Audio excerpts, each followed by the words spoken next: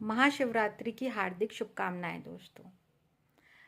रूपभेदा प्रमाणानि भाव लावण्य योजनम सादृश्यम वर्णिकाभ्रम इति चित्रम षडंगः कम। जी हाँ, आज का टॉपिक है 6 लिम्स ऑफ आर्ट। चलिए शुरू करते हैं। 6 लिम्स ऑफ आर्ट को समझने के लिए हम थोड़ा हिस्ट्री में जाएंगे। 6 लिम्स ऑफ आर्ट, थोड़ा हिस्ट्री में जाते हैं। बुक नेम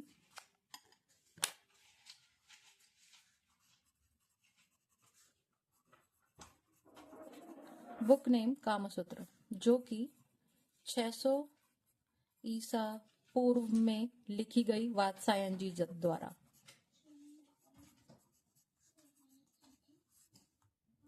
जिसमें 64 कलाओं का वर्णन है। इसमें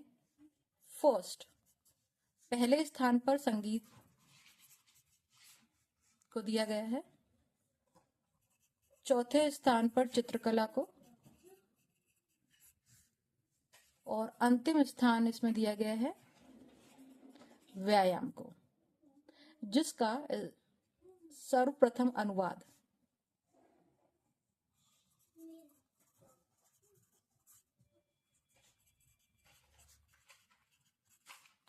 सर रिचर्ड बर्टन ने किया। हिंदी अनुवाद यशोधर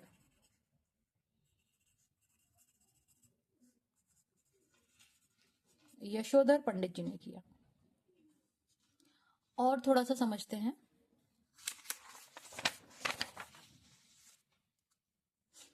जय मंगला नाम की एक पुस्तक लिखी गई, जो कि जयपुर के राजा जयसिंह प्रथम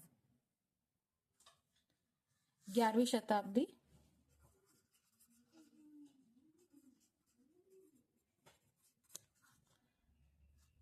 इनके दरबार में एक बहुत ही इंटेलेक्चुअल पंडित थे, जिनका नाम था यशोधर पंडित। जैसे कि पहले मैंने आपको बताया कि फर्स्ट अनुवाद जो कामसूत्र का यशोधर पंडित ने किया है, ये वही है। इन्होंने जय मंगला नाम की पुस्तक में, जय मंगला बुक नेम, जय मंगला नाम की पुस्तक लिखी गई, जो कि राजा जयसिंह के दरबार में यशोधर पंडित है, उनके द्वारा। अब इस पुस्तक में के बहुत सारे यूनिट्स थे, जिसमें फर्स्ट यूनिट में थर्ड चैप्टर में है ना, फर्स्ट यूनिट में थर्ड चैप्टर में चित्रकला के अंग का वर्णन किया गया है। चित्रकला के 6 अंग का वर्णन किया गया है। These are called 6 limbs of art.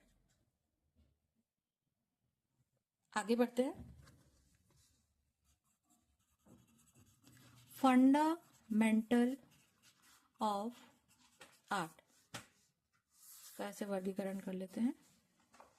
इधर आ जाता है 6 limbs of art, element of art, जिसके लेसन मैं यूट्यूब पे अपलोड कर ही रही हूँ, जिसमें कि लाइन शेप फॉर्म तक हम पहुंच चुके हैं, वैल्यू भी करा है हमने। एंड ये हमारा थर्ड है प्रिंसिपल ऑफ आर्ट। ओके, तो हम यहाँ पर है 6 लिम्स ऑफ आर्ट पे। तो आगे बढ़ते हैं। 6 लिम्स ऑफ आर्ट क्या है, उनको डिटेल में समझते हैं थोड़ा सा।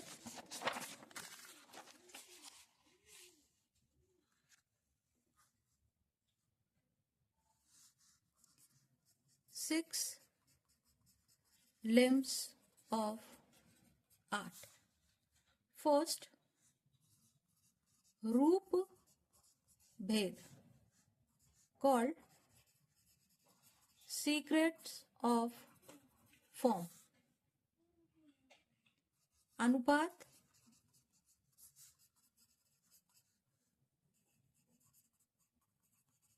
प्रपोर्शन, भाव, इमोशंस, लावण्य योजना, लावण्य योजना, रेडियंट प्लानिंग, सदृश्य,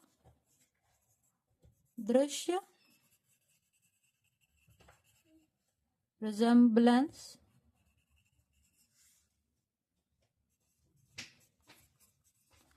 वर्णिका भंग, पिगमेंटेशन।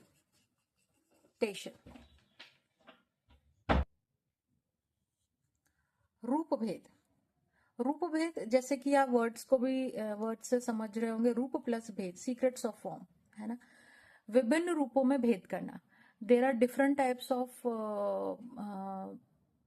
फॉर्म, जिसमें हमको अंतर समझ में आना चाहिए ना। We can able to see the difference between two body, like जैसे कि एक बकरी का शेप है और एक खरगोश का शेप है, तो we will be able to understand easily कि ये खरगोश है और ये है बकरी।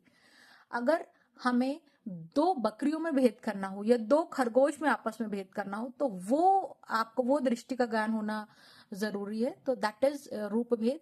और हर एक शेप का एक अलग ही उसमें भेद छुपा होता है। तो that is comes under by, आपको कम्स अंडर और एबल टू अंडरस्टैंड बाय दृष्टि ज्ञान, है ना, बाय ऑब्जर्वेंस। ओके, ये इसमें दृष्टि ज्ञान जरूरी है।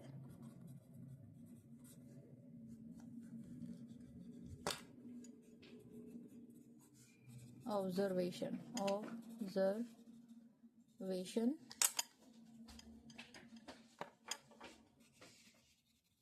स्किल।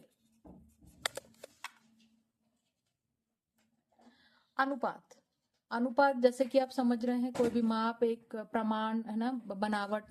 तो किसी भी, जैसे कि यहाँ पे हमारे इसमें एनाटॉमी में, ह्यूमन एनाटॉमी में 7.5 हेड, ठीक है, बॉडी होती है। मतलब कि अगर मान लीजिए मैंने इतना बड़ा सर बनाया है ना, तो अब मुझे 7.5 टाइम्स वो बॉडी हो जाएगी। तो 1 2 3 4 1 2 3 4 5 6 7 और इसी का ही हाफ। तो ये इतने में ये ह्यूमन बॉडी आएगी, राइट।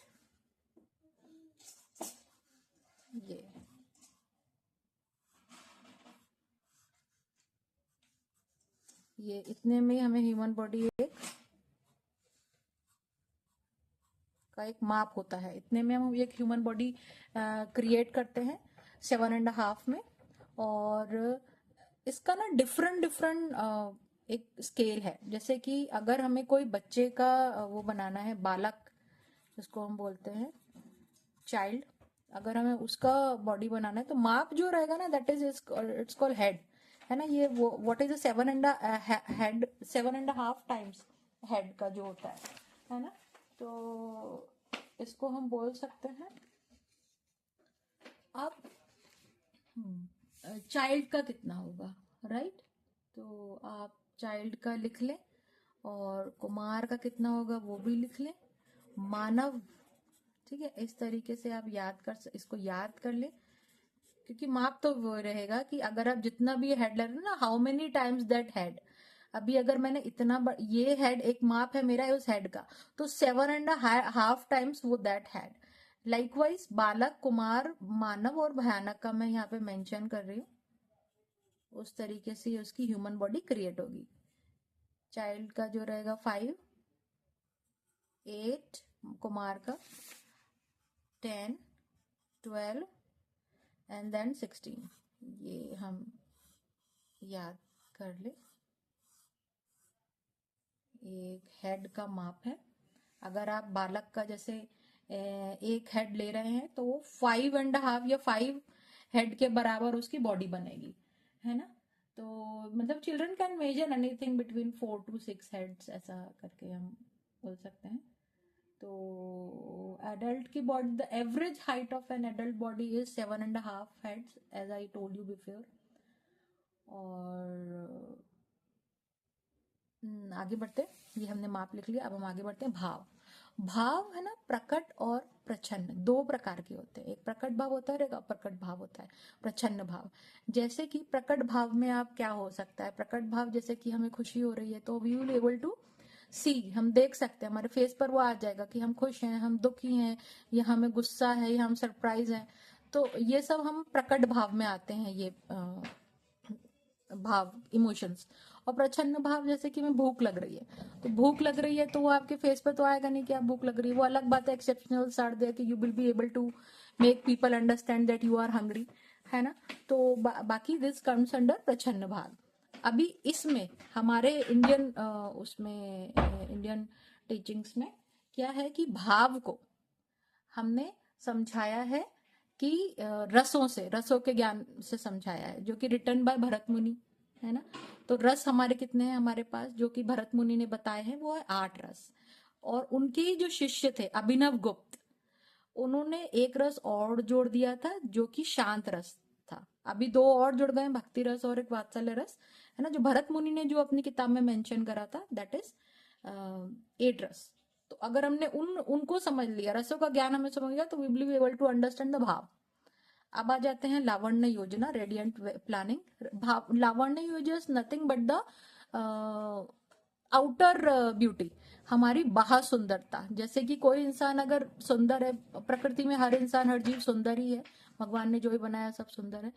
अगर अगर उसमें हम और कुछ एडिशन करते हैं तो वो बाह्य सुंदरता कहलाएगा। फॉर एग्जाम्पल, अगर हमें कोई पेंटिंग क्रिएट कर रहा है, पेंटिंग में अगर मैंने बॉर्डर लगा दिया तो दैट्स, वो और इनहेंस करेगा, वो और खूबसूरत लगेगा। तो ये एक ब्यूटी है। कोई भी एक स्त्री है, अगर वो कानों में झुमका डाले या ऐसा कुछ, तो वो एक एडिशन हो गया, राइट। तो ये लावण्य योजना में आता है। सदृश्य, सदृश्य मतलब जैसे है वैसे ही हमने उसको कॉपी कर दिया, या जैसे हमने सोचा है अपने माइंडसेट में, जो भी हमारे ब्रेन में चल रहा है, वैसी का वैसी हमने उसे कागज पे उतार दिया वो। और या जैसे हमने कोई पहले से ही जो चीज क्रिएटेड है उसको हमने देख के बनाया है, तो वो चीज के जैसे का तैसा हमने बना दिया। और एक वो चीज जो कि इमेजिनरी है, जो कि हमने अपने ब्रेन में सोची है, ऐसा नहीं तो ऐसा ऐसा करेंगे, वैसी का वैसी हमने उसको बना दिया, उतार दिया। तो ये सादृश्य के अंदर आएगा। वर्णिका भंग, वर्णिका भंग जैसे पिगमेंटेशन। अभी वर्णिका भंग का ये मतलब, इसको 2 भाग में हम डिवाइड करेंगे। एक हो गया वर्ण प्लस भंग। यहाँ वर्ण का अर्थ है कलर से, है ना, और भंग का अर्थ है फेंकना। फेंकने का मतलब है डालना, या है ना, कलरिंग करना। तो इसमें तो बस वही है कि हमें ये ज्ञान भी होना चाहिए कि हमें किस कलर का यूज कहाँ करना है ना। तो ये ज्ञान होना चाहिए। तो these are called the 6 limbs of art. अभी इसके अलावा अगर इसमें 6 लिम्स ऑफ आर्ट में अगर हम कुछ चीजें और ऐड कर सकते हैं, तो बस यही है कि 1921 में अबींद्रनाथ द्वारा 6 लिम्स ऑफ पेंटिंग लिखी गई एक बुक थी, जो कि 1921 में लिखी गई थी।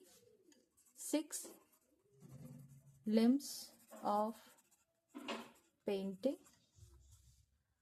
और इसके अलावा कामसूत्र का अनुवाद यशोधर पंडित ने करा था, हिंदी अनुवाद सबसे सर्वप्रथम जयमंगला में। अंग्रेजी अनुवाद सर रिचर्ड बर्टन ने। और षडंग का अनुवाद करा है स्टेला ने, स्टेला कामशिर। और एक चीनी षडंग भी लिखा गया है सीहो द्वारा। तो ये सारी चीजें हैं जो 6 लिम्स ऑफ आर्ट में हम कवर कर सकते थे, और ये हमने कवर कर ली गई हैं। तो thank you very much. I think आपको ये enough knowledge about 6 limbs of art समझ में आया होगा। Thank you. आशा है ये जानकारी आपको काम आएगी। Thank you very much.